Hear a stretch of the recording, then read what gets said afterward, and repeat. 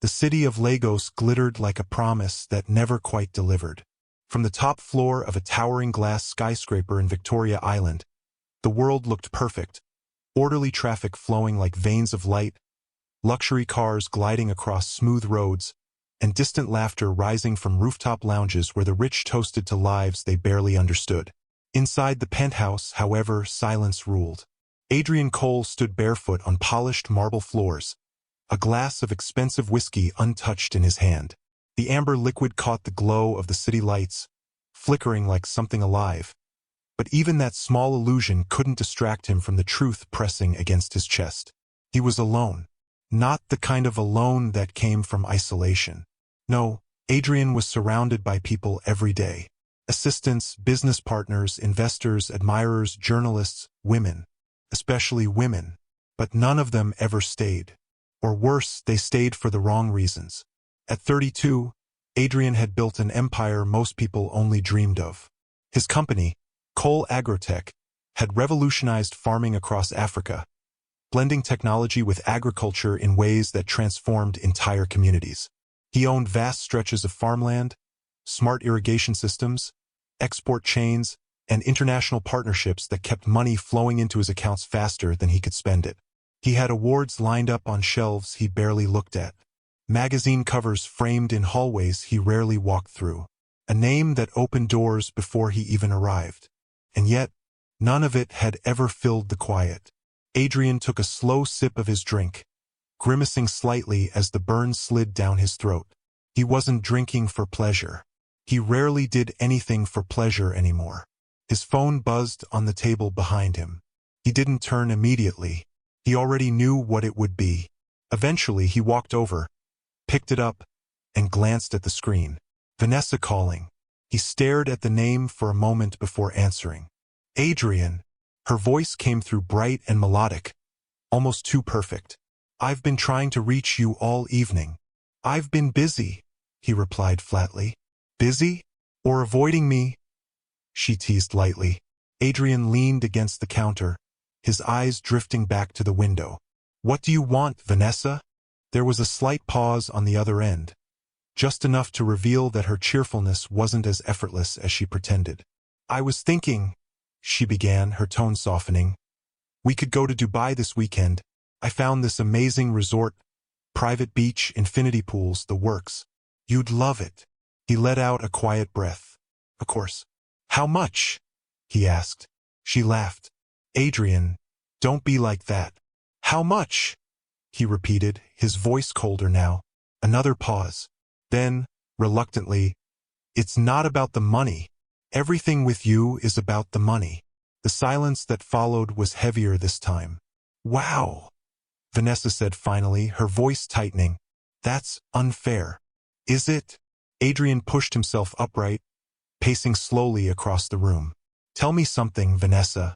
If I lost everything tomorrow, no company, no money, no name, would you still be calling me right now? She didn't answer. That was answer enough. Good night, he said, ending the call before she could recover. He dropped the phone onto the table and ran a hand through his hair, exhaling sharply. Same story, different face.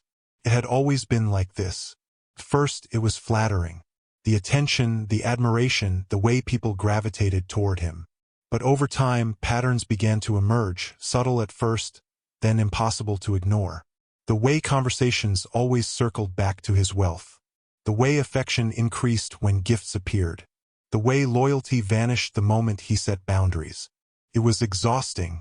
Worse than exhausting, it was hollow. Adrian walked toward the floor-to-ceiling window again, staring out at the city that worshipped success but rarely understood it.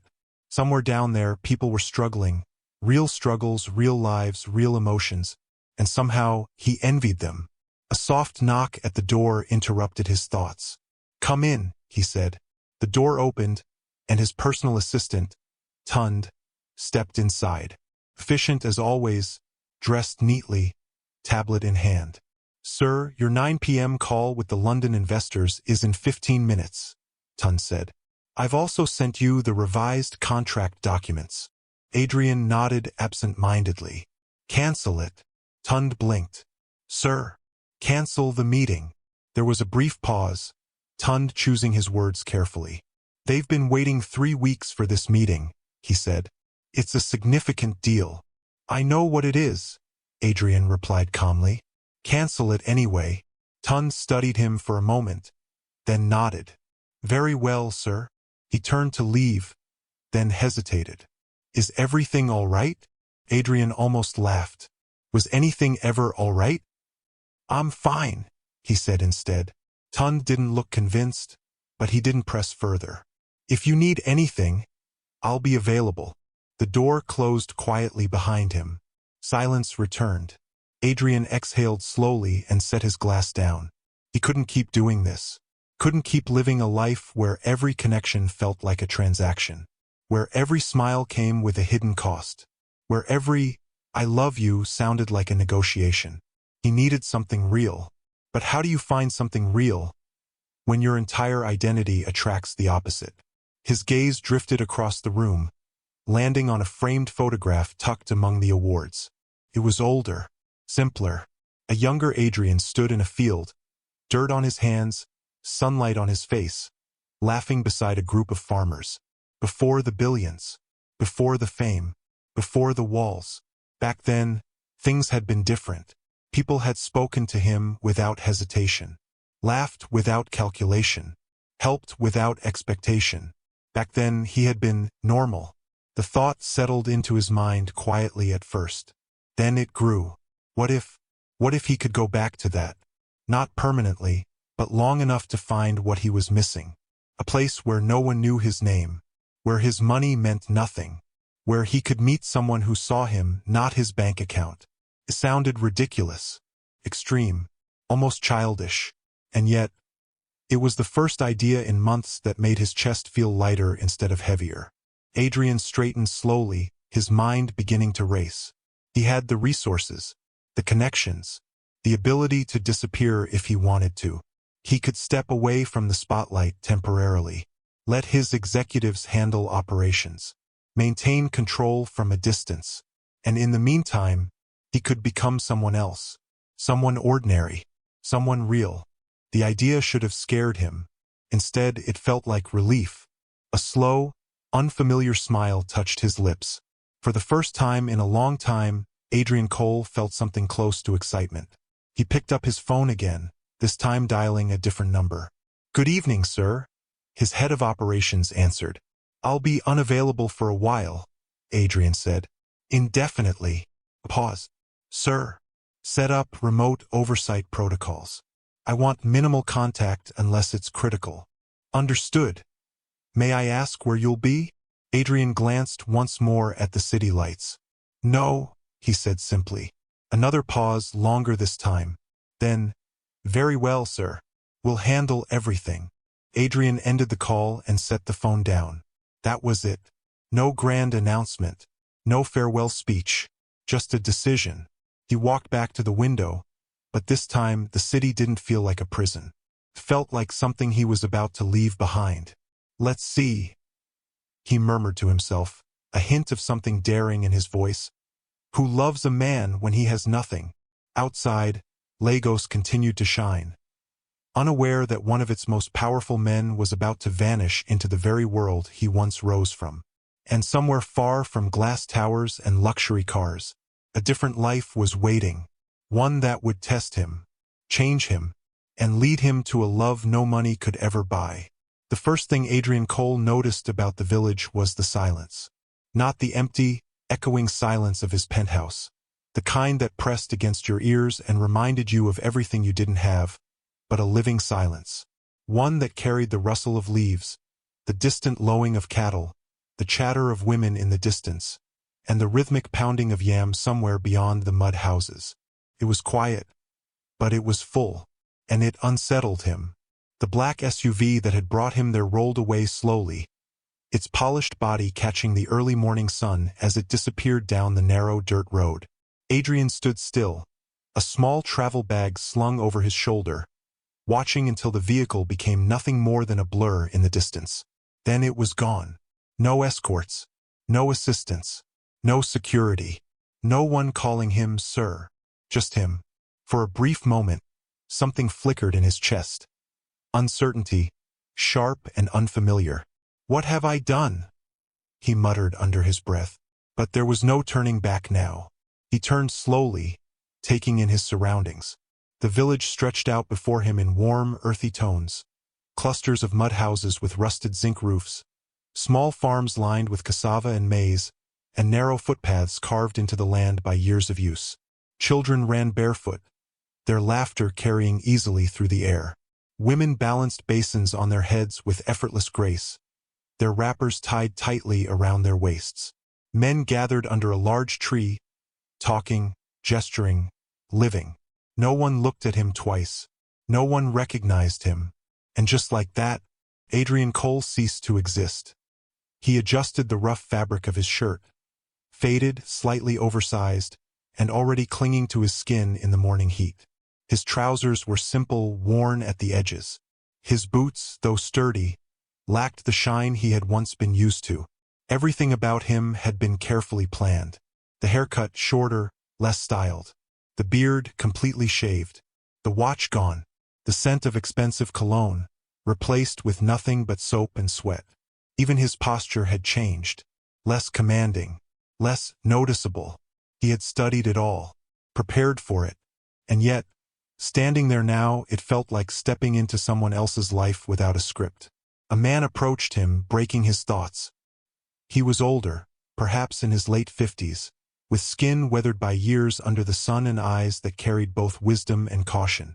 "You must be the new worker," the man said, his voice steady. Adrian hesitated for half a second. Then he nodded. "Yes," he replied. "My name is Ao." The name felt strange on his tongue, but it settled quickly. The man studied him for a moment, then gave a small nod. "I am Baba Sola," he said. "I manage this farm. You'll be working under me." Adrian extended his hand instinctively, then paused, unsure. Baba Sola simply clasped his forearm instead, firm and direct. "No need for big man manners here," he said, almost amused. Adrian allowed a faint smile. "I understand." "Do you?" Baba Sola raised an eyebrow. "We will see." The farm was larger than Adrian had expected. Rows upon rows of crops stretched into the distance.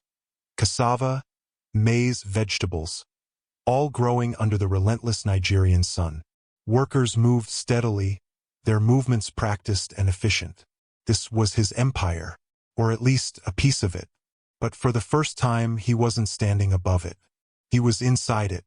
"Start there," Baba Sola said, pointing toward a section where a group of men were harvesting cassava. "Watch, learn, then join." Adrian nodded and walked over. The men barely acknowledged him at first, focused on their work. One of them, a tall, lean man with a quick smile, finally glanced up. "New guy?" he asked. "Yes," Adrian replied. "Good luck?" The man chuckled, wiping sweat from his forehead. "Your body will complain before sunset." Adrian almost smirked. He had trained in private gyms, worked with top fitness coaches, pushed his body to its limits in controlled environments. How hard could this be? He was about to find out. 2 hours later, his hands were blistered. 3 hours later, his back ached in ways he hadn't experienced before. By midday, sweat soaked through his shirt completely. His arms felt heavy, and the sun seemed determined to burn through his skin. He kept going, not because it was easy, but because stopping felt unacceptable. The rhythm of the work slowly settled into him, the bending, the pulling, the lifting. The soil clung to his fingers, rough and stubborn. The air smelled of earth and effort. This was different from anything he had known. There were no shortcuts here, no negotiations, no strategies, just work. Real, physical, undeniable work. "Take a break," the tall man said eventually, dropping down under a nearby tree. "Unless you want to collapse." Adrian hesitated, then followed. They sat in the shade, passing around a metal cup of water. Adrian took it, drank deeply, and exhaled. It was the most refreshing thing he had tasted in a long time. "You're not from around here," the man said, studying him. Adrian shook his head. "No. Where then?" He paused. Not important, he said finally. The man shrugged. As long as you can work, nobody cares. That surprised him. In his world, where you were from determined everything. Here it meant nothing. Name's Cunnel, the man added. Ayo, Adrian replied. Cunnel nodded. Welcome, Ayo. By evening, Adrian could barely feel his arms. His body screamed for rest, every muscle protesting as he walked back toward the small hut that had been assigned to him. It was simple: one room, a narrow bed, a wooden stool, and a small window that let in just enough light. No marble floors, no glass walls, no skyline view. And yet, as he sat down, wiping sweat from his face, something unexpected happened. He felt accomplished, not for closing a deal, not for signing a contract, but for surviving the day, for earning his place even if only slightly. A soft breeze drifted through the window, carrying the distant sounds of laughter and conversation. Adrian leaned back against the wall, closing his eyes briefly. For the first time in years, his mind wasn't racing. It wasn't calculating. It wasn't guarding itself. It was quiet, a different kind of quiet, the kind he hadn't known he needed. Later that night, he stepped outside. The sky stretched endlessly above him, filled with stars far brighter than anything he had seen in the city. No artificial lights, no distractions, just the vast open sky. Adrian looked up, his chest tightening slightly. How did I forget this? He murmured. Back in Lagos, everything had been louder, faster, brighter. But here, things felt real, grounded, honest. And for the first time, he began to understand something. If he was going to find real love, it wouldn't be in boardrooms or luxury parties. It would be here, in places where people had nothing to gain from pretending, where a man was judged not by his wealth, but by his character, by his effort, by his truth. Adrian exhaled slowly, a faint smile forming. Ayo, he said quietly, testing the name again. This time it fit. Not perfectly, but enough. Tomorrow would be harder. The days after that even more so. But he was ready, because somewhere in this unfamiliar world, his life was about to change in ways he couldn't yet imagine. And he had never felt more certain of anything. By the third morning, Adrian's body had stopped protesting quite as loudly. Not because the work had become easier, but because something inside him had shifted. The soreness was still there, deep in his muscles, but it no longer felt like punishment. Felt earned. He woke before sunrise, the faint gray light slipping through the cracks in his small hut. For a moment he lay still, disoriented. Gone were the soft sheets, the automated curtains, the distant hum of air conditioning. Instead, there was the earthy smell of soil, the faint crow of a rooster, and the quiet stirring of a village waking up. And strangely, he preferred it. Adrian sat up slowly, rolling his shoulders as he prepared for another long day. His palms were rougher now, faint blisters turning into hardened skin. Proof that this wasn't temporary anymore. It was becoming real. After a quick wash, he stepped outside. The morning air was cool, carrying a softness that would soon disappear once the sun rose fully. Workers were already moving about, greeting each other, stretching, preparing for the day ahead. Ayo, Cunnel called out, waving him over. You're getting used to it, eh? Adrian allowed a small smile. I'm surviving. Cunnel laughed. That's the first step. Next is thriving. I'll settle for surviving for now. Fair enough. As they began walking toward the farm, Baba Sola's voice cut through the chatter. No work for you this morning, he said, pointing at Adrian. Adrian blinked. Sir, go to the market, Baba Sola continued. We need supplies: yam, pepper, palm oil. Cunnel will give you the list. Cunnel handed him a folded piece of paper, grinning. Don't get lost, city boy. Adrian raised an eyebrow. I thought you said nobody cares where I'm from. Cunnel chuckled. We don't, but we can still tease you. Adrian shook his head slightly, tucking the list into his pocket. Go early, Baba Sola added, before the crowd becomes too much. Adrian nodded and set off down the narrow dirt path leading out of the farm. The village market wasn't far, but the walk felt longer than expected. Not because of the distance, but because of everything along the way. Children ran past him barefoot, laughing loudly, their energy endless. Women sat outside their homes, peeling vegetables or braiding hair. An old man rested under a tree, humming a tune Adrian didn't recognize. Life here wasn't rushed. No one was checking the time. No one was chasing deadlines. They were simply living. Adrian found himself slowing down, his usual fast-paced stride softening into something more relaxed. Maybe this was what he had been missing all along. The market announced itself before he even saw it. Voices, laughter, the rhythmic calling of sellers advertising their goods.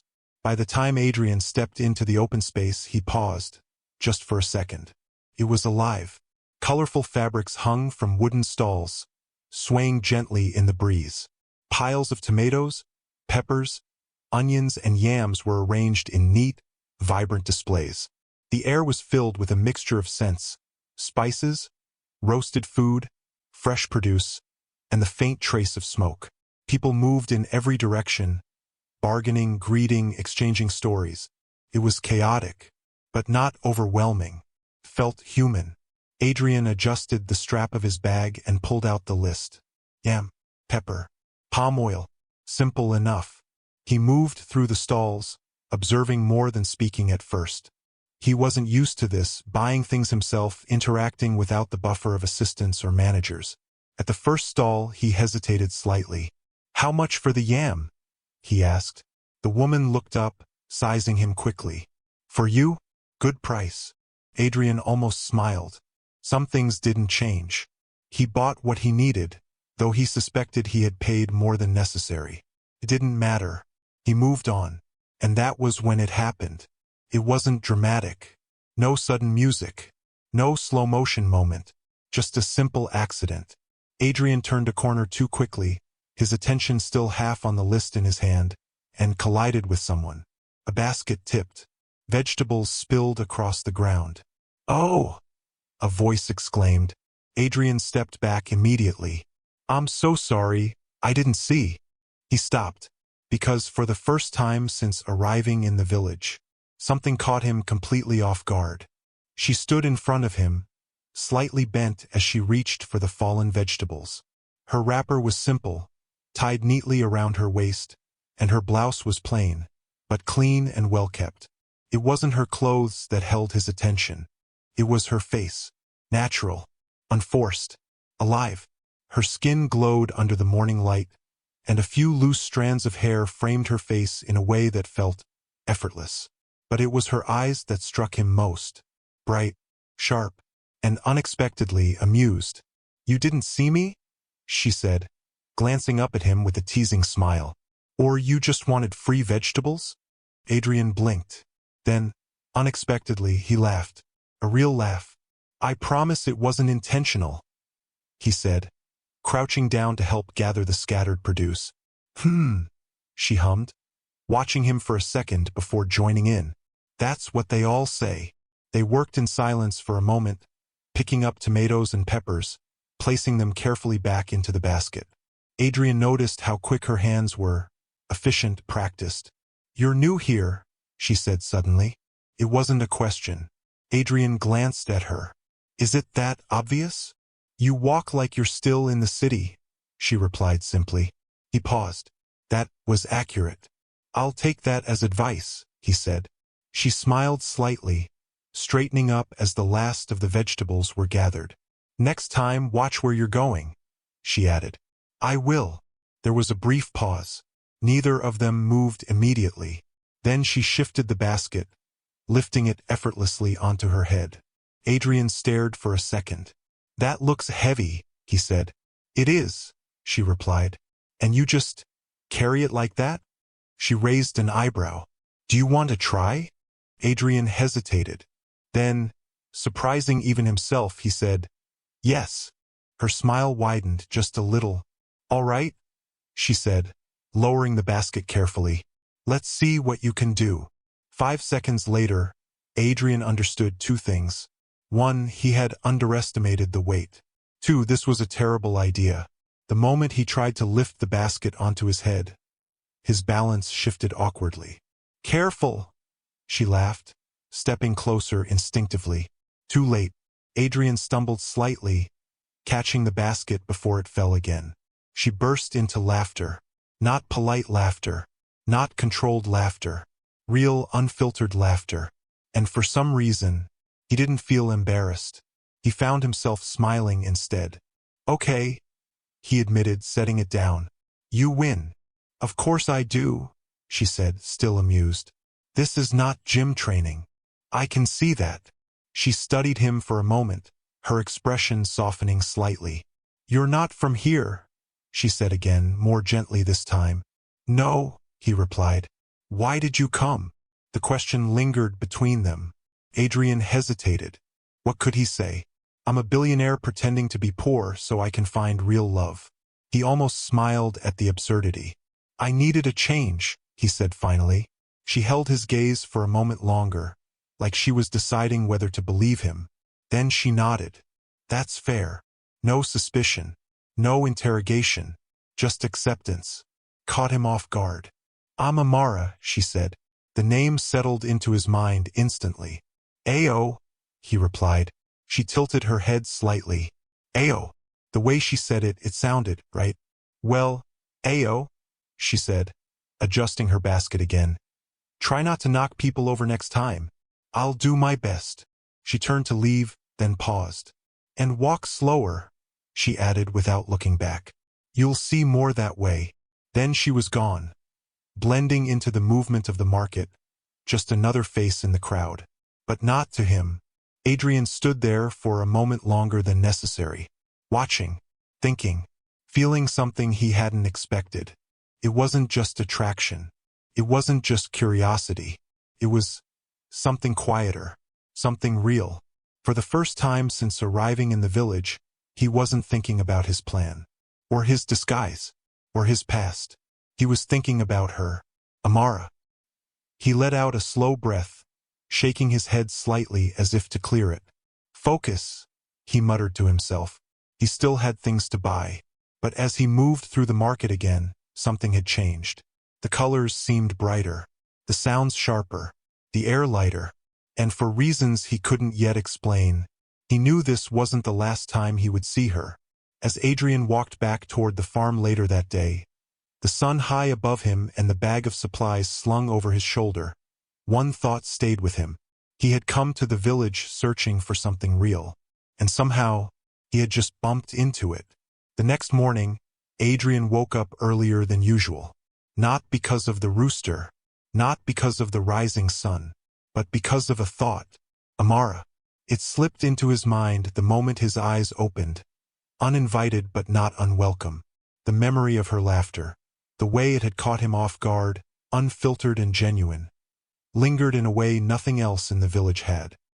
He stared up at the ceiling of his small hut for a moment, exhaling slowly. "This is not why you're here," he murmured to himself. He had come to escape illusions, to find something real, not to get distracted by the first woman who made him smile. And yet, he swung his legs off the bed and stood, running a hand over his face. It didn't feel like a distraction. Felt like something else. The farm was already buzzing with activity by the time Adrian joined the others. Connell noticed immediately.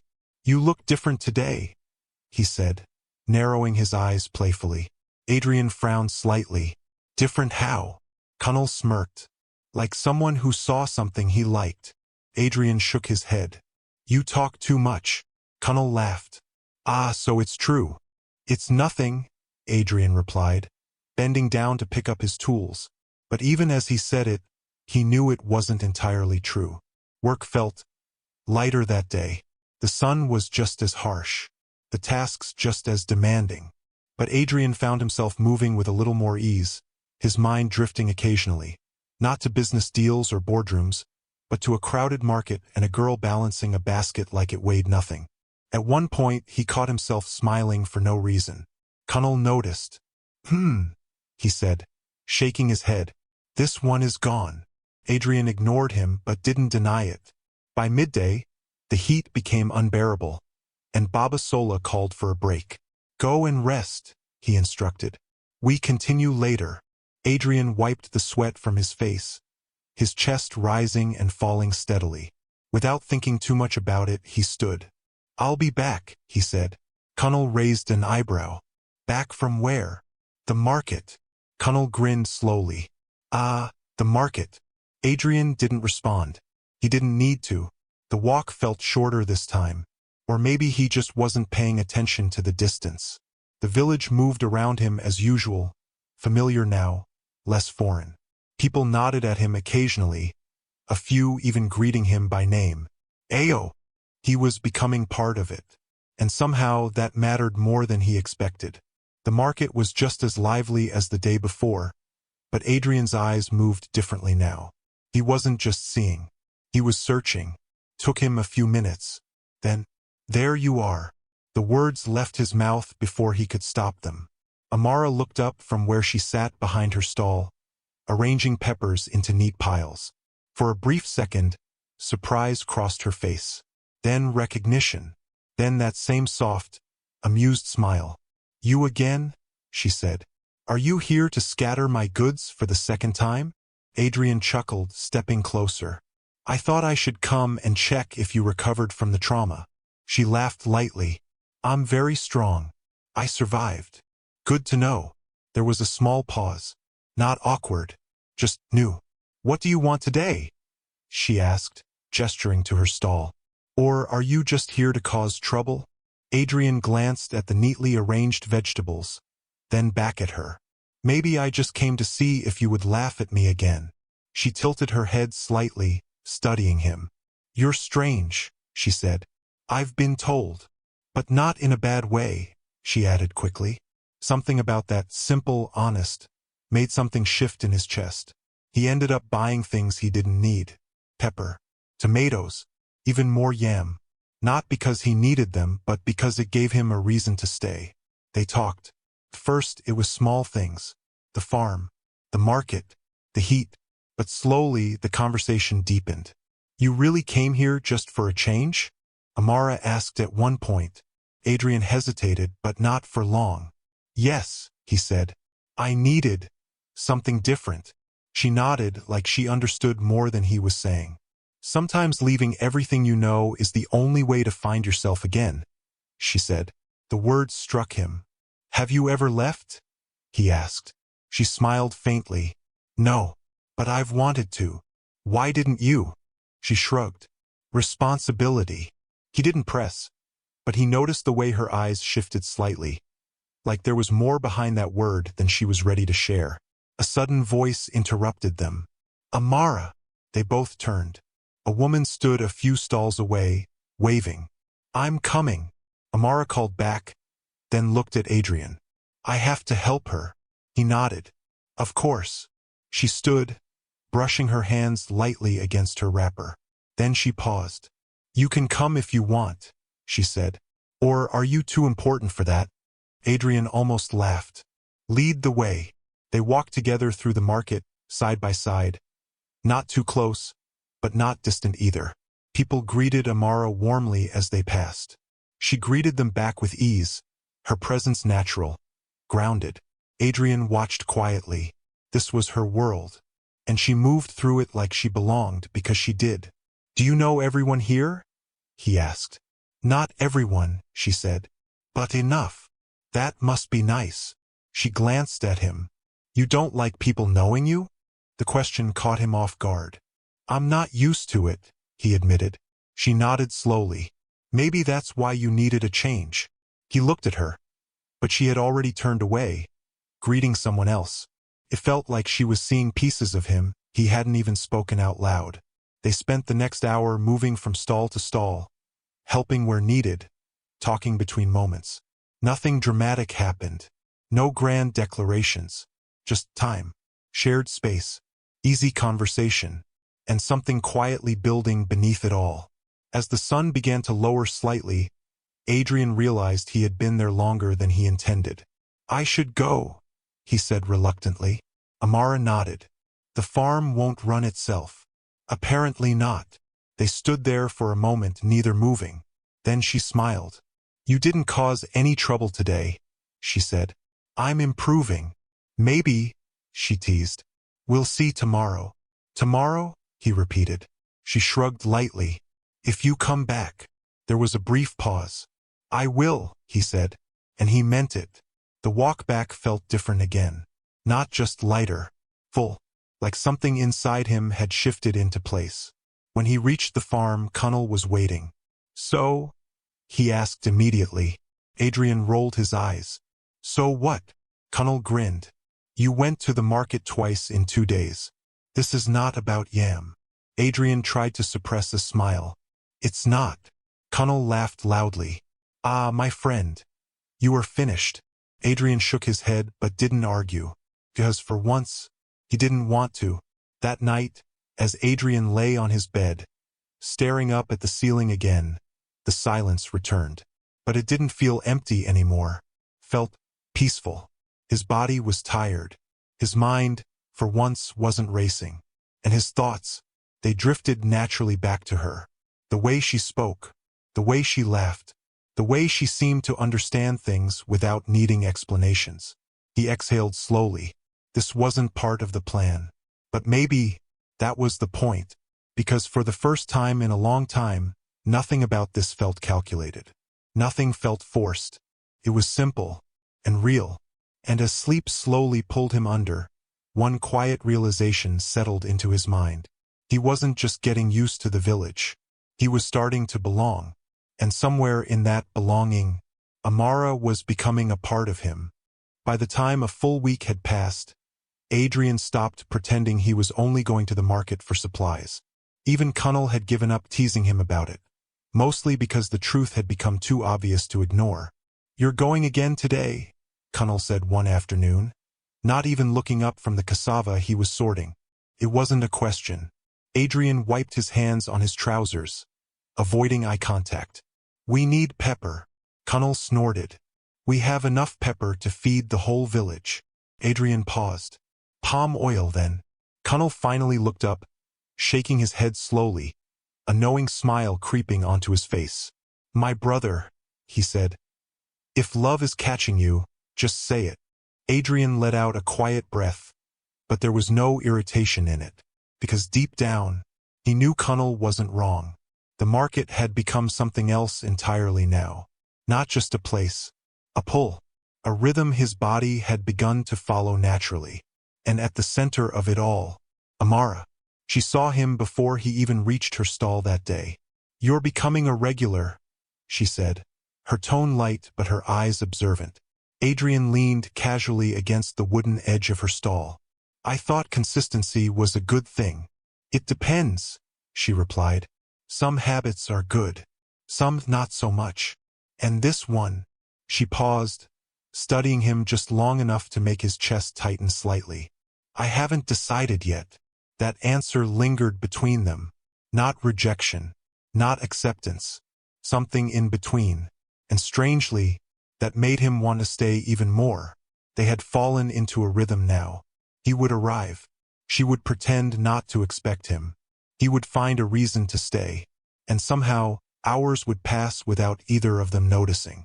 That day, however, something shifted. Started small. A customer approached Amara.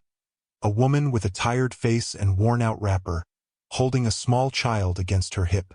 "How much for the tomatoes?" the woman asked. Amara named the price. The woman hesitated, her expression tightening slightly. I don't have that much," she said quietly. "Can you reduce it?" Amara looked at her for a moment. Then, without hesitation, she picked up a handful of tomatoes, more than the woman had asked for, and placed them into her bag. "Take it," she said simply. The woman blinked. "But it's fine." The woman's eyes filled with gratitude. "Thank you. God bless you." Amara just nodded, already turning back to her stall as if it was nothing. But Adrian had seen it, every part of it. The ease, the lack of hesitation, the absence of expectation. "You didn't even think twice," he said once the woman left. Amara shrugged lightly. She needed it. "And you didn't worry about losing money?" She looked at him, her expression calm but firm. If I have enough and someone else doesn't, what exactly am I protecting? She asked. The question hit him harder than it should have. Because in his world, everything was about protecting something. Profit, status, power, even relationships. He swallowed slightly. You're different, he said. Amara smiled faintly. Or maybe I just don't think too much. Adrian shook his head slowly. No, he said quietly. You think exactly enough. Later that afternoon, they walked together toward the river. It had become their place without either of them saying it out loud. The path was quiet, lined with tall grass and scattered trees, the sounds of the market fading behind them. The river flowed gently, catching the sunlight in soft ripples. Amara sat first, pulling her wrapper slightly tighter as she settled on a flat stone. Adrian sat beside her, leaving just enough space between them. Not distant, but respectful. For a while, neither of them spoke. And somehow, it didn't feel awkward.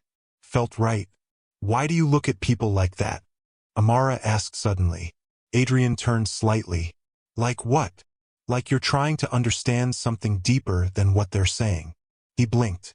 That was uncomfortably accurate. I don't know, he admitted. Maybe I'm just observant.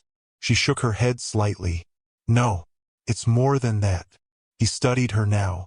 And what do you think it is?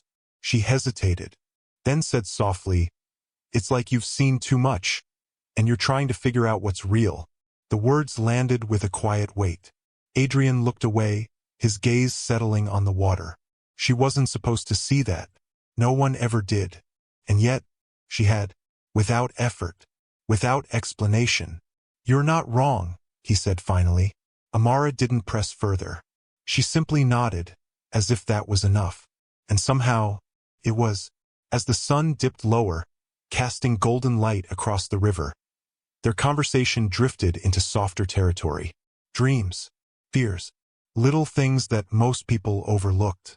I want to open a shop one day, Amara said, her voice thoughtful. Not big, just something of my own. Adrian smiled slightly. You already run a stall. That's different, she replied. This one, I didn't build it from nothing. He nodded. He understood that feeling more than most. And your family? He asked gently. Her expression softened. My siblings, she said. They're still young. I help take care of them. And your parents? She looked away for a brief moment. They passed, she said quietly. Adrian felt something tighten in his chest. I'm sorry. She nodded, but there was no self-pity in her expression. I've learned not to wait for life to be easy, she added. You just make the best of what you have. He stared at her for a moment longer than necessary, because everything about her, her strength, her simplicity, her honesty, it was real, completely real, and that made the truth inside him feel heavier than ever. That night, Adrian couldn't sleep. The village had gone quiet, the usual sounds fading into a soft hum. But his mind refused to rest. He lay on his back, staring up at the ceiling, replaying every moment from the day. Her smile, her words, her kindness, her understanding, and beneath it all, the lie, sat there heavy and undeniable. She thought he was Ao, a simple farmer, a man struggling just like everyone else around him. But he wasn't. He was the very thing she seemed to distrust without even knowing it. A man with too much money, too much power, too much difference. What happens when she finds out? He whispered into the darkness. The question had no easy answer, because deep down, he already knew. It wouldn't be simple. It wouldn't be easy. And it might destroy everything they were building. The next day, Adrian found himself quieter than usual. Even Connell noticed. You look like someone who lost something, he said. Adrian shook his head. I didn't lose anything. Connell studied him for a moment. Then maybe you're afraid of losing something. Adrian didn't respond, because for once, he didn't have a defense. When he went to the market that afternoon, Amara noticed the difference immediately. You're quiet today, she said. He forced a small smile. Just tired. She didn't look convinced. But she didn't push. Instead, she handed him a small piece of roasted corn. Eat, she said. Maybe it will fix your mood. He took it, surprised. Thank you. They stood there, side by side, sharing the simple moment. And as Adrian looked at her, really looked at her, one thought pressed heavily against his chest. She deserved the truth, but telling it might cost him everything. As the sun began to set, casting long shadows across the market, Amara spoke softly. You know, she said, money isn't everything. Adrian glanced at her. It helps, he replied carefully. She smiled faintly. Yes, but it doesn't bring peace. He didn't argue, because he knew she was right. I've seen people with so much, she continued, but they're still unhappy, still searching. Her eyes met his now. I think what matters is finding something real. The words settled deep inside him, because that was exactly what he had come here for. And somehow, he had found it, standing right in front of him. That night, as Adrian walked back under the quiet sky, the stars stretching endlessly above him, one truth became impossible to ignore. He was no longer just playing a role. He was no longer just observing. He was falling. And with every step deeper into that feeling, the weight of his lie grew heavier, because love built on truth could last forever. But love built on deception, no matter how real it felt, was always standing on the edge of collapse. And Adrian knew that edge was getting closer. The first time Adrian saw Emeka, he didn't need an introduction to understand exactly who he was. It was written in everything. The car came first. A sleek, black SUV rolled into the village like it didn't belong there, because it didn't. Its polished surface reflected the dusty road beneath it, almost mocking the simplicity around it. Children stopped playing to stare. Conversations paused. Even the usual rhythm of the market shifted, just slightly. Adrian stood near Amara's stall, a small sack of vegetables resting at his feet. He didn't turn immediately, but he felt it, the change in the air. Then the door of the SUV opened, and Emeka stepped out. He was dressed in crisp, tailored clothes, linen, expensive, perfectly fitted. His shoes were spotless despite the dust. A gold watch gleamed subtly on his wrist, catching the sunlight with every movement. Confidence clung to him like a second skin. Not the quiet kind, the loud kind, the kind that needed to be seen. Adrian's jaw tightened slightly. He knew that type of man, because he had been that man. Ah, Emeka has come, someone called out. The reaction was immediate. Respect, tension, curiosity. It rippled through the market like a wave. Amara didn't move, didn't smile, didn't react at all. She simply continued arranging her peppers as if nothing had happened. That, more than anything, caught Adrian's attention. Emeka walked through the market slowly, greeting people with a practiced ease. His voice carried just enough authority to demand attention, but his smile made it seem like he wasn't trying too hard, until his eyes landed on Amara. Then everything else faded. Adrian noticed it immediately, the shift in his focus, the subtle straightening of his posture. Emeka walked directly toward her. Adrian remained where he was, watching. Amara, Emeka said, his voice smooth. She didn't look up immediately. Emeka, she replied calmly after a moment, her tone neutral, not warm, not welcoming, just polite. I was beginning to think you were avoiding me, he said, stopping in front of her stall. She finally looked up, meeting his gaze without hesitation. I've been busy, she said. With him. The question came quickly and pointedly. Adrian felt it like a spark. Emeka's eyes shifted toward him. Slowly, carefully, measuring. And for the first time since arriving in the village, Adrian felt exposed. Who is this? Emeka asked, his tone casual, but his eyes weren't. Amara didn't even glance at Adrian before answering. He works on the farm. Just that. No elaboration. No explanation. Something about that stung more than it should have. A farm worker, Emeka repeated, nodding slowly. Then he smiled. But it wasn't friendly. It was dismissive. "Good," he said. "At least you're keeping busy." Adrian said nothing. But inside, something shifted. Emeka turned back to Amara, his expression softening again. "I brought something for you," he said, gesturing toward the SUV. A man stepped out, carrying a neatly wrapped package. Adrian didn't need to guess. He already knew. Gifts. Expensive ones. Predictable. "I don't want it," Amara said immediately. The words were firm. Final. But Emeka didn't seem surprised. He chuckled lightly. "You haven't even seen it."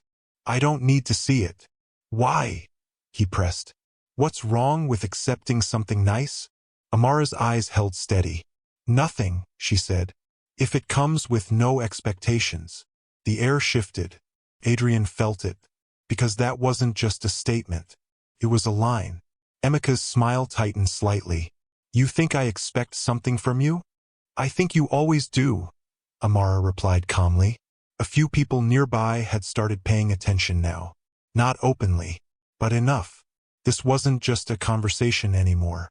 It was a quiet confrontation. Emeka exhaled slowly, then laughed. But there was less ease in it this time. "You're still the same," he said. "Stubborn." "And you're still the same," she replied. "Persistent." He stepped a little closer. "I can give you a better life, Amara," he said, lowering his voice slightly. But not enough that Adrian couldn't hear. "You don't have to struggle here. I can take you out of this place." Adrian's hands clenched slightly at his sides. Not because of the offer, but because of how familiar it sounded.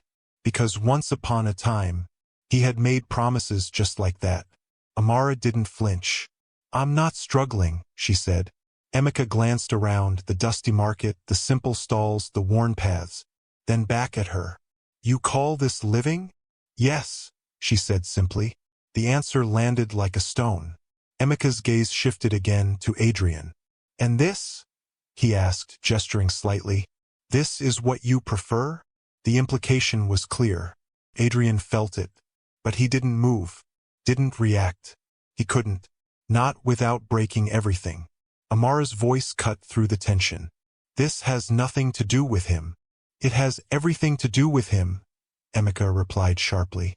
"You think I don't see what's happening?" "There's nothing happening," she said. "Then why is he always here?" The question hung in the air. Heavy. Direct. Dangerous. Adrian felt something rise in his chest. A need to speak. To defend. To claim something he wasn't even sure he had the right to claim. But he stayed silent. Because this wasn't his world. Not fully. Not yet. Amara stepped forward slightly, her voice calm but firm. "Even if there was something happening," she said, "it wouldn't concern you." That did it. The shift in Emeka's expression was immediate. Subtle but undeniable. His pride had been touched. He laughed again. But this time it was sharper. "So this is what it is," he said. "You reject me. For a man who has nothing?" The words cut deeper than they should have. Because they were true. At least partially. Amara didn't hesitate. "I'm not choosing between money and nothing," she said. "Then what are you choosing?" Emeka challenged. She met his gaze directly. "I'm choosing peace." Silence. Complete. Even the background noise of the market seemed to fade for a moment. Emeka stared at her, then shook his head slowly. "You'll regret this," he said quietly. "Maybe," she replied. "But it will be my regret, not yours." That was the end of it. At least on the surface. Emeka turned, his expression unreadable now. But before he walked away he paused. Just long enough to glance at Adrian again. And this time, there was no dismissal in his eyes.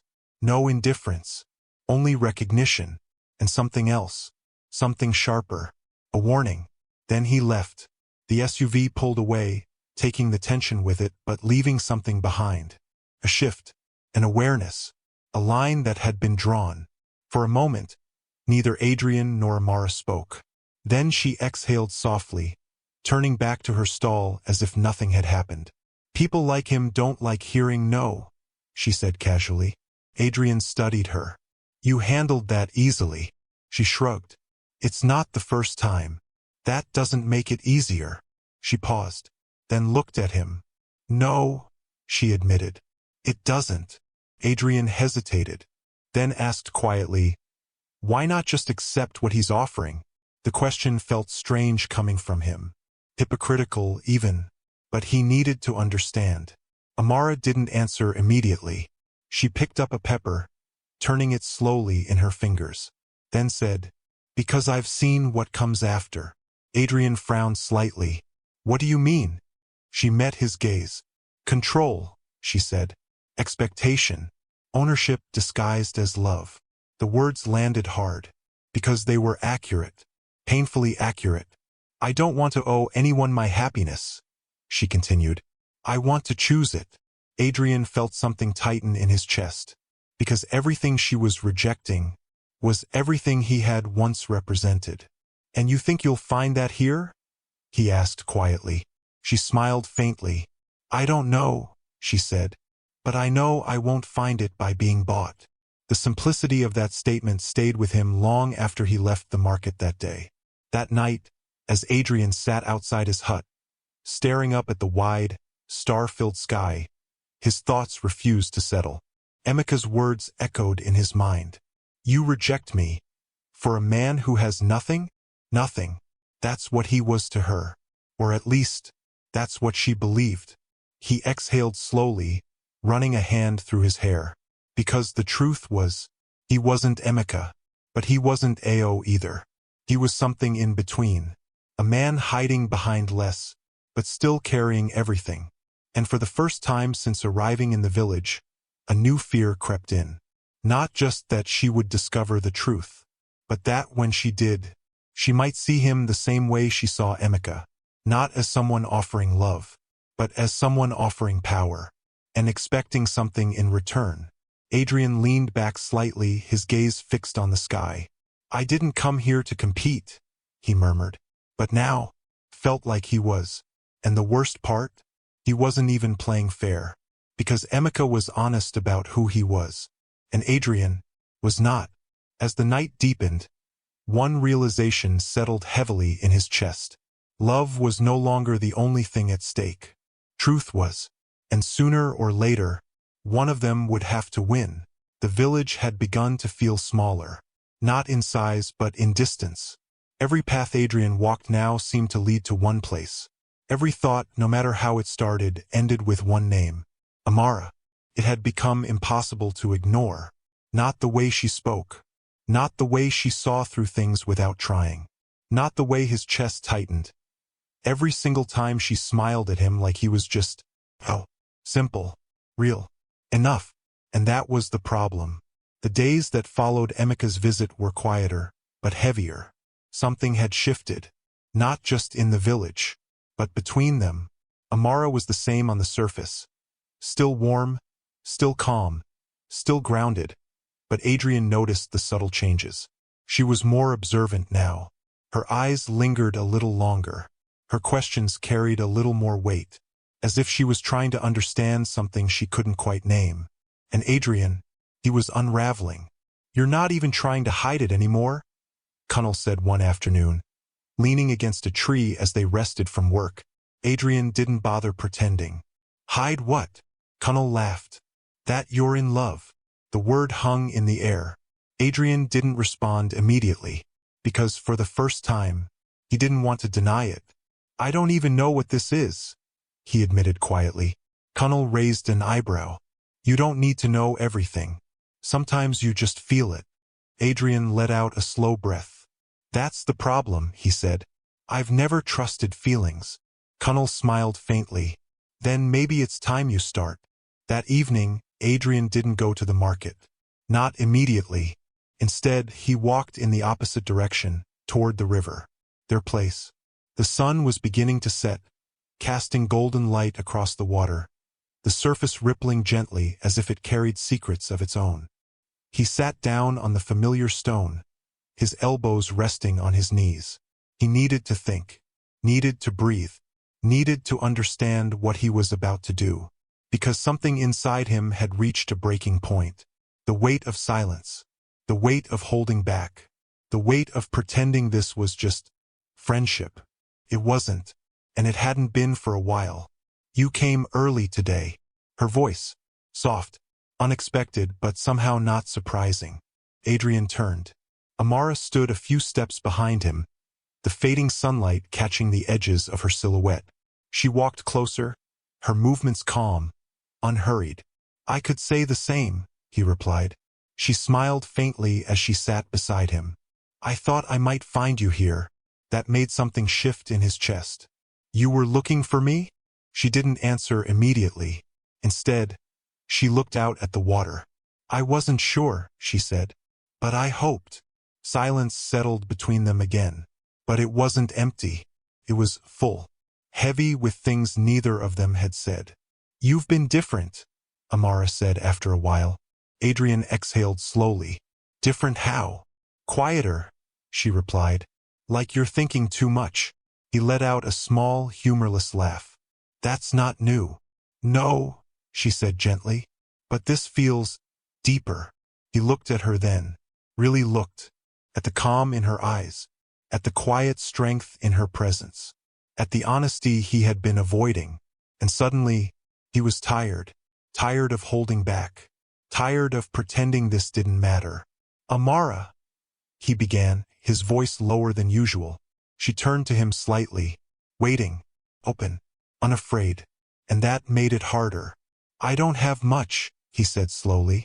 The words felt strange, because they weren't entirely true. But in this moment, they were the only truth he could offer. I don't have big plans, he continued, or anything impressive to show you. She didn't interrupt, didn't question, just listened. But when I'm with you, he said, his voice tightening slightly, everything feels different. He paused, searching for the right words, and failing, because there were no perfect words for this. I don't think about what I've lost, he continued, or what I don't have. I just feel like myself. Amara's expression softened. That's not a small thing, she said quietly. Adrian swallowed. His chest felt tight now, because he was standing at the edge of something he couldn't take back. I care about you, he said. Simple, direct, real. I didn't plan it. I didn't expect it. But it happened. The words hung between them. Fragile, honest, dangerous. Amara looked at him for a long moment. And for the first time since he had met her, she seemed unsure. Not afraid, but careful. Ayo, she said softly. The name hit him differently now, because it wasn't entirely his. And yet, it was the only version of him she knew. This is not simple, she continued. I know, he said quickly. Do you? She asked gently. Her eyes searched his. Not accusing, not doubting, just seeking truth. You came here for a reason, she said. And I don't fully understand it. He hesitated, because this was where the truth should have come out, where honesty should have taken over, where everything could have been clean. But it didn't. I came here to find something real, he said instead. And that wasn't a lie. Amara held his gaze, then nodded slowly. Then don't ruin it, she said. The words were soft, but they carried weight. I won't, he said. And in that moment, he believed it. The sun dipped lower, painting the sky in shades of orange and gold. The air cooled slightly, the breeze softer now, and something shifted between them, something unspoken, but undeniable. Adrian reached for her hand, slowly, carefully, giving her time to pull away. She didn't. Her fingers rested in his warm, steady, and the contact, simple as it was, felt like everything. You don't need to have everything figured out, Amara said quietly. Just don't lie to yourself. The words hit deeper than she knew. But Adrian didn't respond, because he couldn't. Instead, he leaned closer, not rushed, not forced, just drawn. And she didn't move away. Their first kiss wasn't dramatic. It wasn't loud. It wasn't overwhelming. It was soft, tentative, real. A meeting of two people who had been circling each other for too long. When they pulled back, neither of them spoke immediately, because words felt unnecessary. Amara smiled slightly, her eyes softer now. "You're still strange," she said. Adrian let out a quiet laugh. "I've been told. But I like it," she added. And just like that, something inside him settled. They stayed there until the sun disappeared completely, the sky turning dark, the stars slowly appearing one by one. Neither of them rushed to leave, because for once, there was no reason to. Later that night, as Adrian walked back to his hut, his steps slower, his mind quieter, one truth stood clear above everything else. He had fallen in love, not with the idea of her, not with what she represented, but with who she was, completely, deeply, irrevocably. But as he lay down, staring up at the ceiling once more, that familiar weight returned, heavier now, sharper, because the closer he got to her, the more dangerous his silence became. She said, "Don't ruin it," he whispered into the darkness. And the truth was, he already might have, because love built on a lie, no matter how beautiful, was always one truth away from breaking. And Adrian could feel it, that moment, getting closer, with every heartbeat. The morning after the kiss felt unreal. Adrian woke up with a strange sense of calm he hadn't experienced in years. For once, his thoughts weren't scattered. They weren't heavy. They weren't guarded. They were simple. Amara, the memory of her hand in his, the softness of her voice, the quiet certainty in the way she had looked at him, like she saw him, not as something to gain from, but as someone to understand. It should have been enough to make him happy, and it did. But beneath that happiness, something darker stirred. The truth. He sat up slowly, running his hands over his face. She said, "Don't ruin it," he murmured. And yet, he hadn't told her. Not everything. Not the part that mattered most. The farm was already alive with activity when Adrian stepped outside. But today everything felt distant, muted, like he was moving through something fragile, something that could shatter at any moment. Connell noticed immediately. "You look like someone who either found peace or is about to lose it," he said. Adrian gave a faint smile. "Maybe both." Connell studied him for a second, then nodded slowly. "Just be careful," he said. "Things that feel too good sometimes come with a price." Adrian didn't respond, because deep down, he already knew that. The sun climbed higher as the day went on, the heat settling heavily over the farm. Adrian tried to focus on work, tried to lose himself in the rhythm, but it didn't work.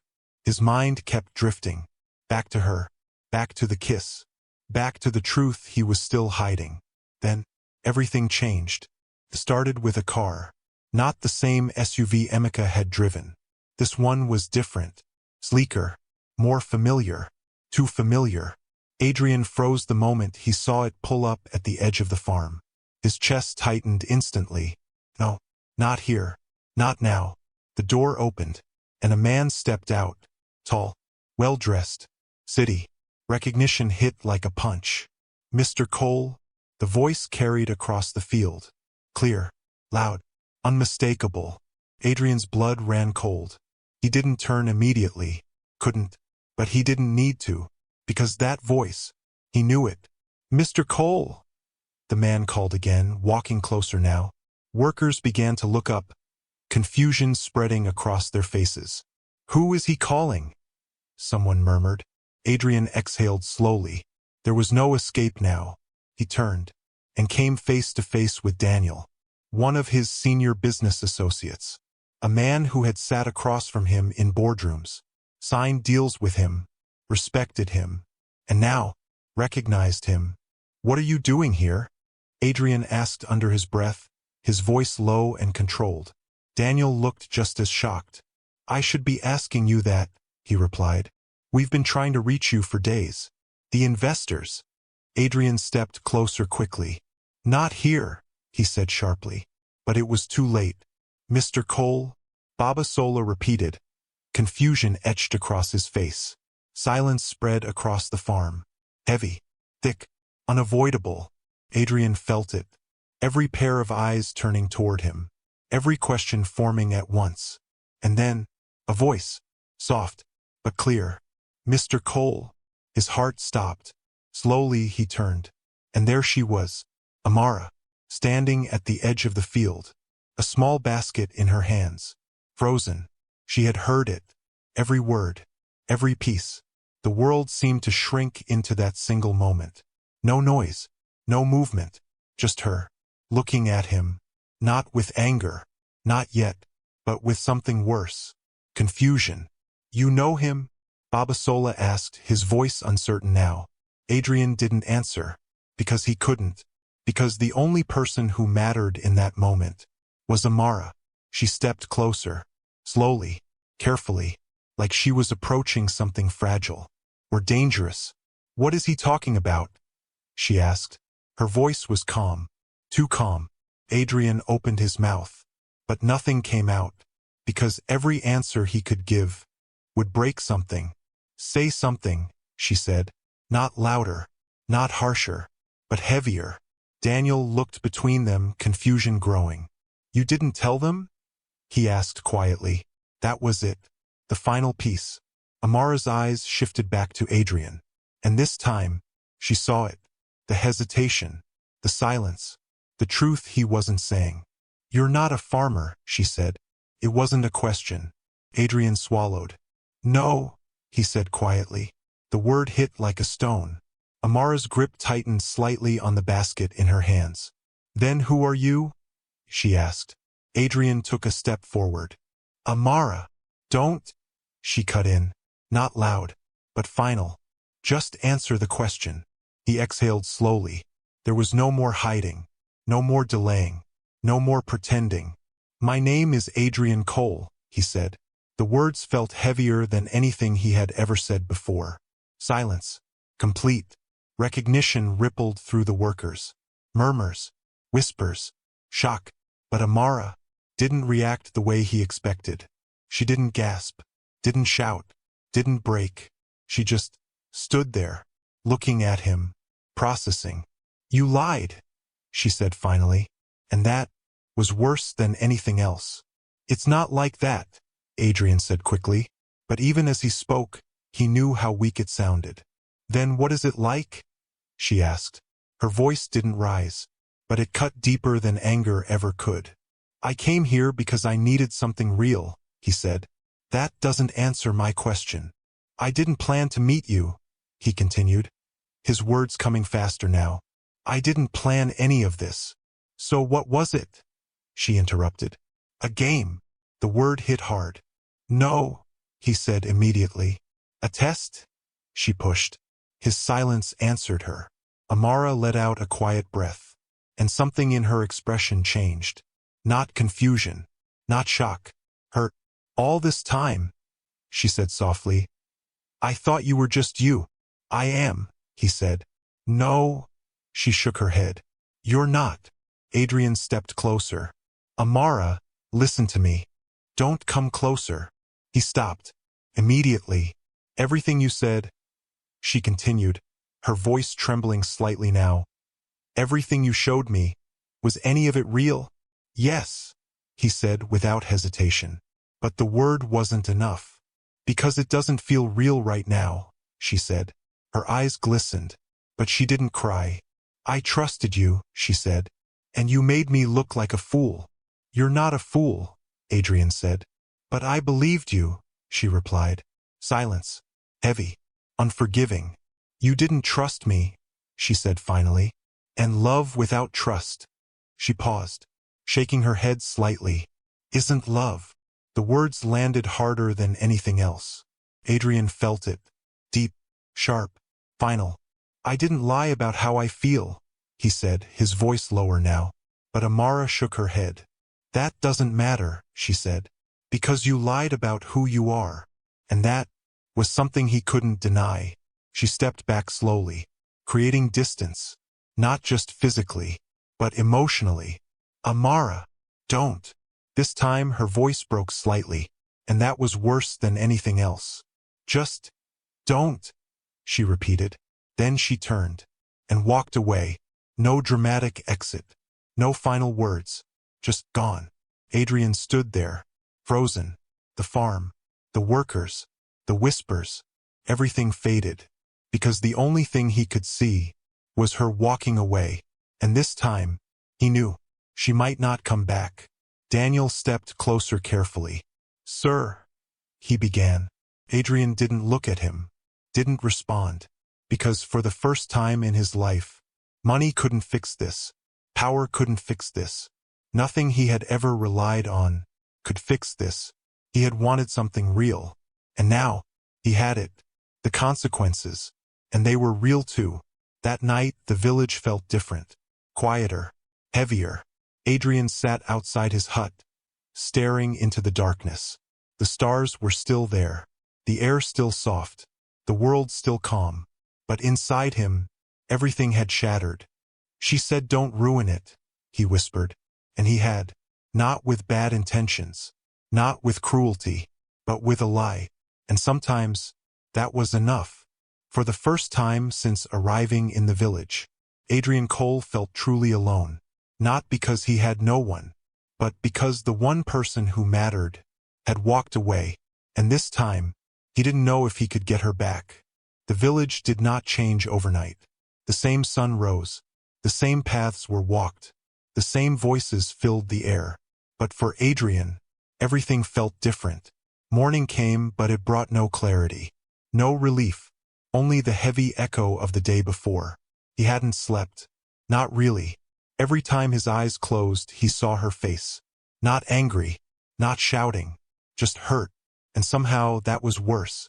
Adrian sat on the edge of his bed, elbows resting on his knees, his hands loosely clasped together. The small hut felt tighter now, smaller, like the walls were closing in around him. "You didn't trust me." Her voice replayed in his head, clear, unavoidable. "I didn't lie about how I feel," he muttered under his breath. But even as he said it, sounded hollow, because feelings alone weren't enough. Not when everything else had been built on something false. Outside, the village stirred to life. But Adrian didn't move. Not immediately, because stepping outside meant facing reality. Facing people. Facing questions. Facing the truth that was no longer hidden. Eventually, he stood, because staying inside wouldn't change anything. The moment he stepped onto the farm, he felt it. The shift. The awareness. People weren't treating him the same. They still worked, still moved, still spoke, but their eyes lingered a little longer. Their whispers came a little softer but more frequent. "That's him. The billionaire." He was pretending? Adrian walked past them without reacting. Not because he didn't hear, but because he didn't have the energy to care. Connell approached him slowly. No jokes, no teasing, just quiet understanding. "You should have told me," Connell said. Adrian let out a slow breath. "I should have told everyone." Connell nodded. "Yes." No anger, no accusation, just truth. "But that's not what's bothering you," Connell added. Adrian looked at him, and for a moment, he almost said it. Then he did. "I lost her," he said. The words felt heavier than anything he had said before. Connell didn't respond immediately. He just studied him for a moment. "Did you?" he asked finally. Adrian shook his head slightly. "I don't know." "That's the problem," Connell said quietly. Silence settled between them. "What are you going to do?" Connell asked. Adrian didn't hesitate. "I need to talk to her." Connell nodded. "Then go." Adrian looked at him. "You think she'll listen?" Connell shrugged. "That depends." "On what?" "On whether you're ready to tell the truth this time." That landed. Because for all the damage that had been done, there was still more truth left to give. Adrian didn't waste another moment. He turned and walked toward the village. The path felt longer than it ever had before. Not because of distance, but because of what waited at the end of it. People noticed him as he passed. Some greeted him awkwardly. Others didn't greet him at all. A few simply stared.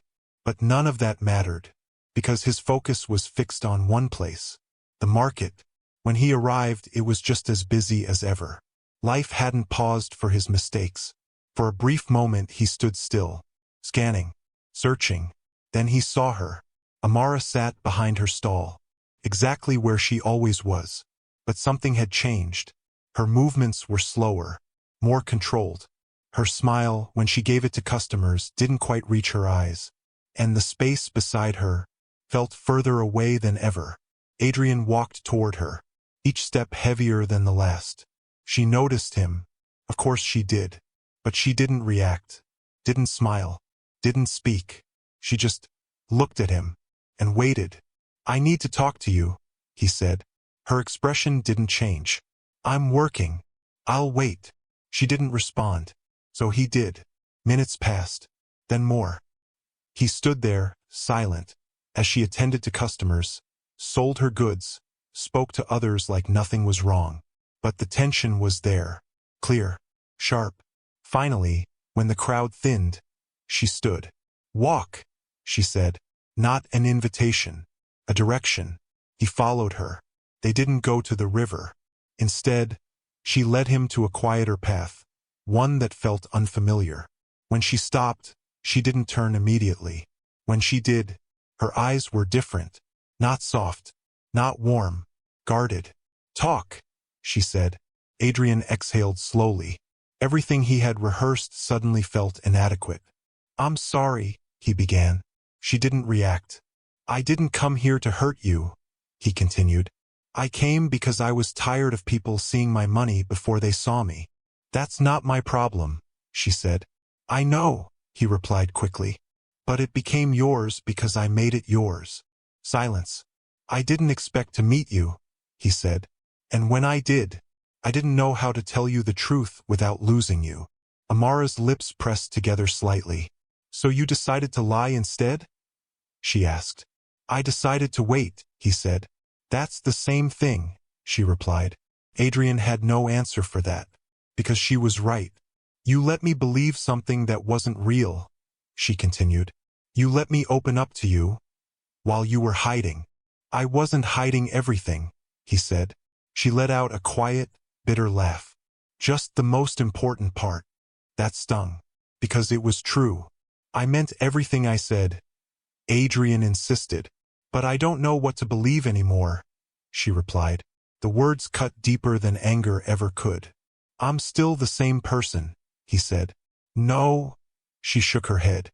"You're not." He stepped closer slightly. "I am," he said. "You're a man who had a choice," she replied. "And you chose not to trust me." Silence. Heavy. Unforgiving. "You made me feel safe," she continued, her voice softer now, but more painful. "Like I was talking to someone who understood me, who was like me." Her eyes met his. "But you weren't." Adrian felt something break inside him. "I wanted to be," he said quietly. "But you're not," she repeated. And there it was. The distance. Clear. Defined. "I don't care about your money," she added. "That's not the problem." "Then what is?" he asked. She held his gaze. "You took away my choice." The words landed like a final blow. "You decided how I should see you," she said. "You decided what I should believe." Her voice trembled slightly now. "That's not love." Adrian couldn't speak, because there was nothing left to say. She stepped back, creating space. Again. "I need time," she said. The words were soft, but they carried weight. "How much?" he asked. She shook her head. "I don't know." Another pause. Then, "I don't know if I can get past this." That one hurt the most. Because it wasn't anger. It was uncertainty. And uncertainty was harder to fight. Adrian nodded slowly. "I'll wait," he said. She didn't respond. She just turned and walked away, this time slower. Not running, not escaping, but not staying either. And that was worse, because it meant she hadn't closed the door. But she hadn't opened it either. Adrian stood there long after she disappeared. Alone. Not completely abandoned. But not accepted. Suspended. Between what was and what might never be again. That night the stars felt colder. The air heavier. The silence louder. Adrian sat outside his hut once more. His hands clasped tightly together. "I wanted something real," he whispered, and he had found it. But real things came with real consequences. And now, he had to face them. Without power, without control, without certainty. For the first time in his life, Adrian Cole had no strategy, only hope. And hope was the one thing he had never learned how to control. The decision to leave didn't come with drama. No farewell, no announcement, no final attempt to change her mind. Because Adrian had finally understood something he had spent most of his life avoiding. Some things couldn't be forced. Not with money, not with persistence, not even with love. The morning he left the village, the sky was quiet, soft, almost indifferent, as if the world had no opinion about the choice he was making. He packed his small bag in silence. The same bag he had arrived with, but it didn't feel the same. Before, it had carried an idea, plan, an escape. Now, carried something heavier, regret. Adrian stepped outside his hut one last time, his eyes scanning the farm slowly. The soil, the trees, the people, the life he had stepped into so unexpectedly. Connell approached him first. No jokes this time, no teasing, just a quiet understanding. "You're going," Connell said. Adrian nodded. "For good?" Connell asked. Adrian hesitated, then gave the only honest answer he had. "I don't know." Connell studied him for a moment, then nodded slowly. "You found what you were looking for?" he asked. Adrian let out a quiet breath. "Yes," he said. "And?" Connell pressed. Adrian looked away. "I don't know if I get to keep it." Connell didn't respond immediately. Then he placed a hand on Adrian's shoulder. "Some things," he said, "you don't get by hiding." Adrian gave a faint, tired smile. "I've learned that now." They stood there for a moment. No more words needed. Baba Sola came next. His expression was harder to read. "You should have told me," he said simply. Adrian nodded. "I know. But you worked," Baba Sola added after a pause. "You didn't act like a man above the soil." That meant more than Adrian expected. "Thank you," he said quietly. Baba Sola nodded once, then turned away. No ceremony, no emotion, just acceptance. Adrian looked around one last time, and then he left. The drive back to the city felt longer than it should have. Not because of traffic, but because of what he was leaving behind. The village faded slowly in the rearview mirror, the dirt roads giving way to paved streets, the quiet replaced by noise, the simplicity swallowed by speed. And with every mile, something inside him felt heavier. By the time the car entered Victoria Island, the world he once knew had fully returned. Tall buildings, luxury cars, well-dressed people moving with purpose. Everything polished, everything sharp, everything familiar. But it didn't feel like home anymore. When Adrian stepped into his penthouse, the silence greeted him immediately. The same silence from before. But this time, it wasn't neutral. It was loud. The marble floors gleamed under soft lighting. The glass walls stretched wide, offering a perfect view of the city. Everything was exactly as he had left it. And yet, it felt empty. Adrian dropped his bag near the door and walked slowly toward the window. The city sparkled below. Alive, busy, unstoppable. He used to find comfort in this view. Power, control. Now, felt distant. Because for the first time, he knew what he was missing. A knock on the door broke the silence. "Come in," he said. Tun stepped inside, his usual composed self, tablet in hand. "Welcome back, sir," he said. Adrian nodded faintly. "I've scheduled your meetings for the week," Tund continued. "The investors have been waiting. There are also pending contracts that require your approval." Adrian walked past him, barely listening. "Cancel them," he said. Tund blinked. "Sir." "Reschedule. Delay. I don't care." Tund hesitated. "With all due respect, sir, these are high-priority matters." Adrian turned to him slowly. "So is this," he said. Tund paused, then nodded. "Very well." But before he could leave, "Sir," he said carefully, "is everything all right?" Adrian almost laughed. That question again. "I lost something," he said simply. Tund didn't ask what, but his expression shifted slightly. "I'm sorry to hear that," he said. Adrian nodded once. "Thank you." The door closed behind him. Silence returned. But this time, it pressed harder. That night, Adrian didn't touch his whiskey, didn't turn on the television, didn't check his phone. He just sat and thought. The river, the market, her laughter, her voice. "You took away my choice." The words echoed again, and for the first time, he truly understood them. He had controlled the narrative, controlled how she saw him, controlled what she believed, and in doing so, he had taken away her ability to choose him fully, not just as a man, but as the truth. Adrian leaned back, staring up at the ceiling. "What if I had told her from the beginning?" he murmured. "Would she have walked away? Maybe, but at least, it would have been her decision." And now, that chance was gone. Days passed. Meetings resumed. Deals were signed. Money moved. From the outside, everything was normal. Adrian Cole was back. But inside, nothing was. He found himself distracted in meetings, silent in conversations, distant in decisions. Even Vanessa called again. He answered this time. "Adrian," she said brightly, "you disappeared. I was worried." "I'm fine," he replied. "I was thinking we could." "I'm not interested," he said.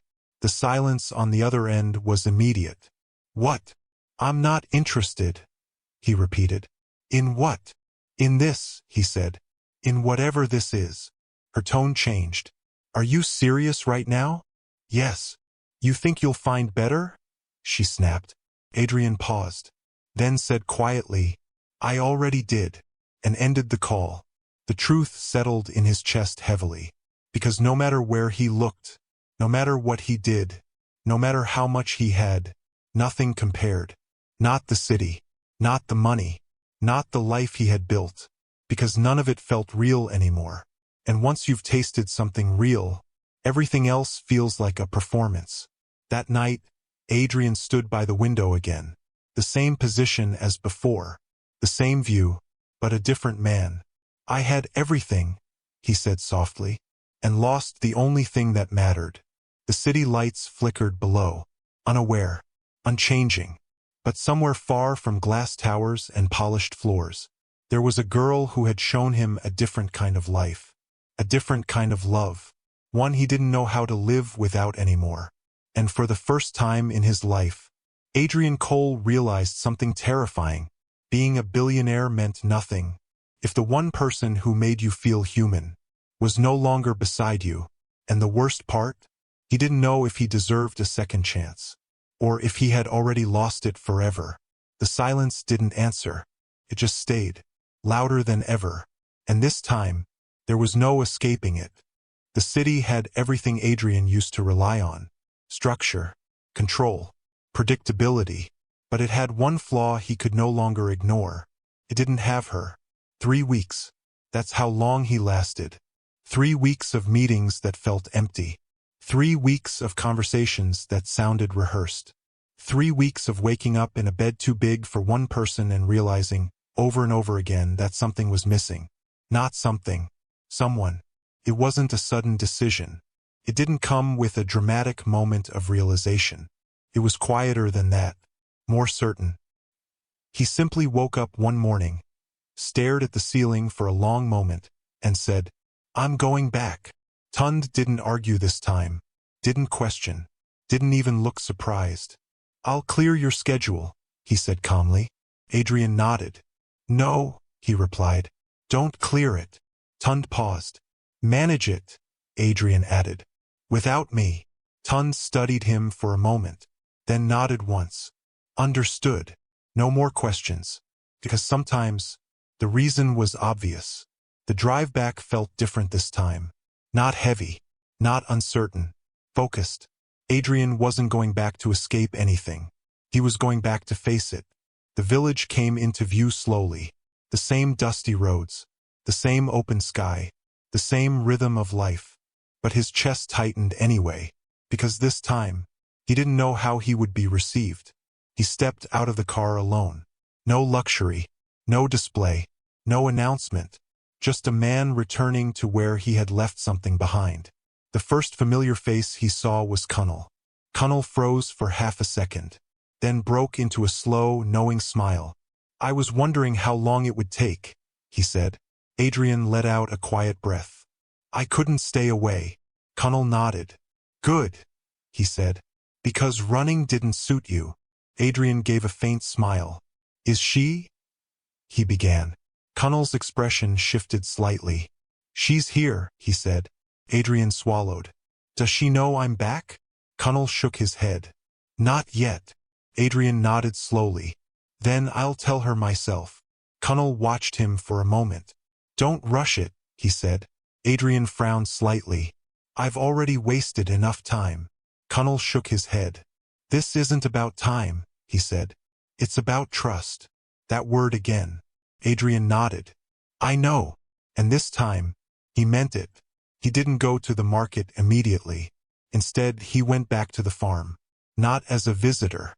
Not as a billionaire. As Ao. Or at least, the version of himself he had become while living there. Baba Sola noticed him first. "You came back," he said simply. Adrian nodded. "If you'll have me." Baba Sola studied him. "You left as a man hiding," he said. Adrian didn't argue. "And you've come back as what?"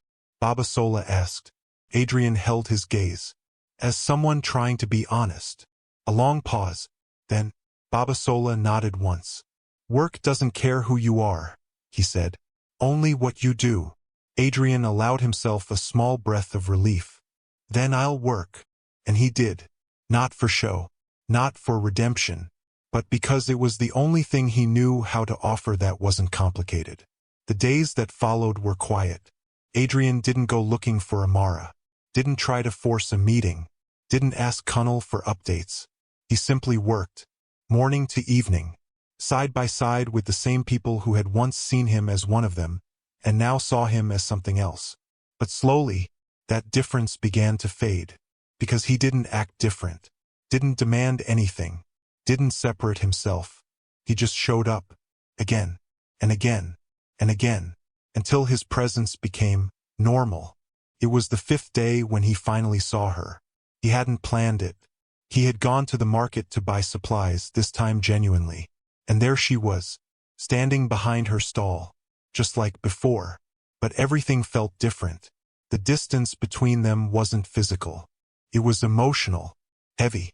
She noticed him almost immediately. Her hands paused for a fraction of a second, then continued moving. No smile, no greeting, just acknowledgement. Adrian approached slowly, not too close, not too far. "I'm back," he said. She didn't look up immediately. "I can see that," she replied. Her tone wasn't cold, but it wasn't warm either. Neutral. And that hurt more than anger. "I didn't come to disturb you," he added. "Then why are you here?" she asked. This time she looked at him. And her eyes, they still held something. Not the same softness. But not emptiness either. "I came because I meant what I said," he replied. She didn't respond. "I came because I didn't want to run from what I did," he continued. Still nothing. "I came because you deserve more than an apology," he said. That made her pause. Just slightly. "And what is that?" she asked. Adrian exhaled slowly. "Time," he said. A flicker of something crossed her face. "Time for what?" she pressed. "For you to see me as I am," he replied. "Not as what I hid, and not as what you feared." Silence. The kind that forces truth to sit in the open. "I'm not asking you to forgive me," he added. "I'm not asking you to trust me again. Not yet." Her gaze didn't leave his. "I'm just asking for the chance to show you that what I felt is still real." The words hung there, unprotected, honest. Amara looked away first. Not dismissively, but thoughtfully. "You think it's that simple?" she asked quietly. "No," Adrian said immediately. "And yet you came back," she said. "Yes." "Why?" The question was direct. And this time, he didn't hesitate. "Because leaving you behind felt worse than facing everything I did wrong." That landed. Not loudly, but deeply. Amara didn't respond immediately. She turned back to her stall, adjusting a small pile of tomatoes that didn't need adjusting. Thinking, processing. You don't get to fix this quickly, she said finally. I know. You don't get to decide when I move on from it. I know. And you don't get to expect anything from me. Adrian nodded. I won't. Silence again. But this time, felt different. Less sharp. Less closed. Amara glanced at him again. And if I never move past it? She asked. Adrian's chest tightened slightly, but his answer didn't waver. Then I'll accept that, he said. Her eyes searched his, looking for something. Doubt, pride, resistance. But all she found was sincerity. You've changed, she said quietly. Adrian shook his head. No, he replied. I've just stopped hiding. That stayed with her. He could see it. In the way her expression softened, just slightly. Not enough to trust, but enough to reconsider. I have work, she said after a moment. Adrian nodded. I know. He didn't move immediately. Then, I'll be around, he added. Not a promise. Not a demand. Just a statement. Then he turned and walked away. No pressure. No expectation. Just presence. That night, as Adrian sat outside his hut again, the stars stretching endlessly above him, something felt different. Not fixed. Not resolved. But possible. For the first time since everything had fallen apart, he didn't feel like he had lost her completely. And for the first time in his life, he understood something he had never needed to learn before. Love wasn't about proving your worth. It wasn't about grand gestures. It wasn't about what you could give. It was about what you were willing to earn. Slowly, honestly, without shortcuts. And this time, Adrian Cole was ready to do exactly that. No lies, no disguises, no control, just truth and hope. And maybe, if he was patient enough, that would be enough. Because some love stories weren't about finding each other. They were about finding your way back. And this time, he wasn't walking away, no matter how long it took. Time moved differently in the village. Not faster, not slower, just honestly. Days passed, then weeks, and Adrian stayed. Not as a visitor, not as a man trying to prove something, but as someone who had chosen to remain, even without a promise of reward. Every morning he woke before sunrise. Every day he worked beside the same men who had once looked at him with curiosity, then suspicion, and now something closer to respect. Not because of who he was, but because of what he did. He didn't talk about his wealth, didn't bring up the city, didn't try to impress anyone. He just showed up, and slowly, that became enough. But Amara, she was different. She didn't avoid him, but she didn't welcome him either. She existed in that space between distance and familiarity, where conversations were brief, where eye contact lingered but not comfortably, where something was still there, but carefully guarded. And Adrian accepted it, because for the first time in his life, he understood that love couldn't be rushed. It had to be rebuilt. One evening, the sky softened into a warm orange glow as the sun began to set. The village moved at its usual pace, but there was a quiet calm settling over everything. Adrian finished his work later than usual, wiping sweat from his face as he stepped away from the field. He didn't plan it, but his feet carried him toward the river, their place. When he got there, he stopped, because she was already there. Amara sat on the same flat stone, her gaze resting on the water. For a moment, Adrian considered leaving, not wanting to intrude. But then, she spoke. You're going to stand there all evening? He exhaled quietly, and walked closer. I didn't want to interrupt, he said. You're not interrupting, she replied. That was new. He sat beside her. Not too close, not distant, just beside. The silence that followed felt different this time. Not heavy, not tense. Familiar, like something slowly remembering itself. You've been patient, Amara said after a while. Adrian glanced at her. I didn't have another option, he replied. She shook her head slightly. You always have options, she said. You just chose not to take the easy one. He let out a faint breath. The easy one wouldn't have brought me back here, he said. She didn't respond immediately, but something in her expression softened. I was angry, she said quietly. I know. I felt foolish. Adrian looked down briefly. You weren't. But I believed you, she continued. I trusted what I saw. And I broke that, he said. She nodded. Yes. Silence. But this time, it didn't feel like a wall. Felt like a bridge. Still fragile. But there. I kept thinking about what you said, she added. Adrian looked at her again. Which part? That you came here looking for something real, she said. He nodded slowly. I did. And did you find it? She asked. He didn't hesitate. Yes. Her gaze shifted to him. And what happened to it? Adrian exhaled softly. I almost lost it, he said. The honesty in his voice lingered. And now? She asked. I'm still trying not to, he replied. Something flickered in her eyes. Not doubt. Something else. Recognition.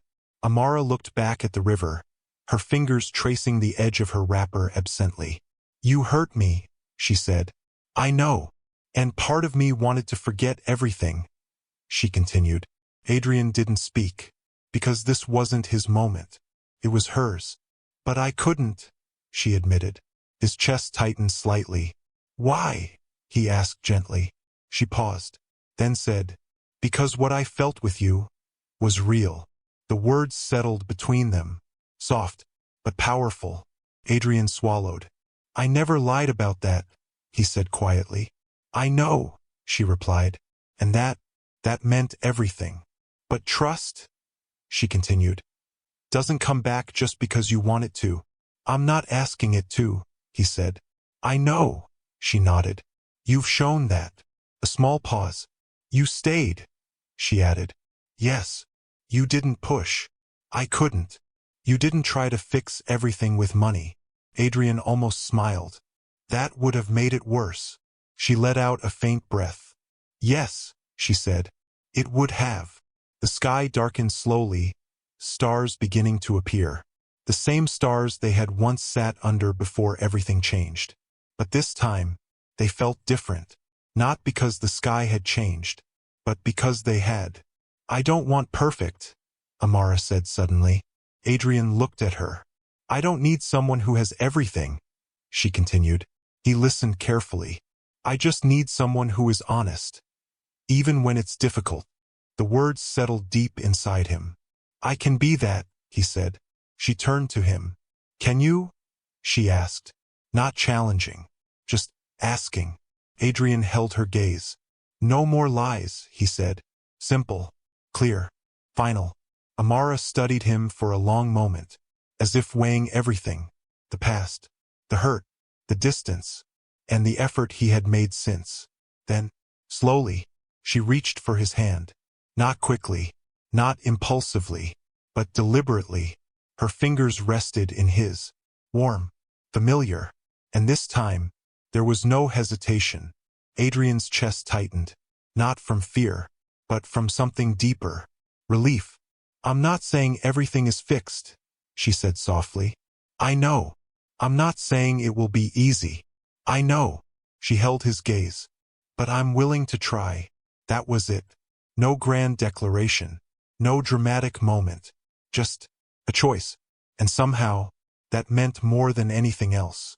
Adrian let out a slow breath he didn't realize he had been holding. Thank you, he said quietly. She shook her head slightly. Don't thank me, she said. Just don't make me regret it. A faint smile touched his lips. I won't. They sat there a little longer. Closer now.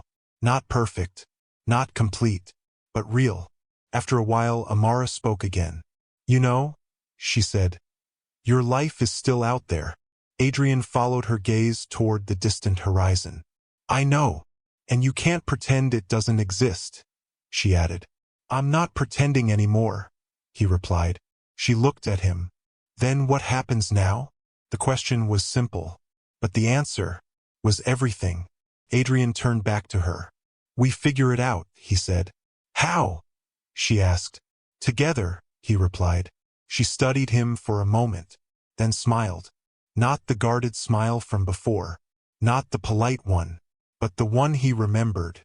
Warm, genuine, and in that moment, everything felt right again. When he leaned in to kiss her this time, there was no hesitation, no uncertainty, no fear, only truth, and that made all the difference. Later that night, as they walked back toward the village side by side, something had changed. Not in a dramatic way, but in a quiet, steady way, like something broken had been carefully put back together. Not perfectly, but honestly. Adrian looked up at the sky one last time. The stars stretched endlessly above them, just like before. But this time, they didn't feel distant. They felt close, because for the first time in his life, he wasn't chasing something. He wasn't proving anything. He wasn't hiding. He was simply there, with her. And that was worth more than everything he had ever owned. Because in the end, Adrian Cole didn't lose his wealth. He didn't lose his power. He didn't lose his name. But he almost lost something far more valuable. And this time, he chose differently. He chose truth. He chose patience. He chose love. And that love was worth more than billions. Thanks for watching. If you enjoy the story, please subscribe to this channel.